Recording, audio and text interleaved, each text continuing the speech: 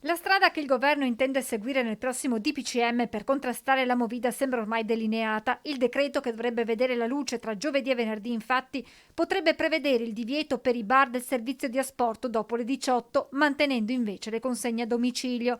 Un'ulteriore restrizione, sottolineano dal settore, che va a gravare su una situazione già difficile. Nel momento in cui si decide, già devono essere a disposizione stanziati i soldi perché queste attività possano in qualche maniera, non dico guadagnare, ma proprio stare in piedi. Parliamo adesso che forse arrivano i ristori del periodo natalizio.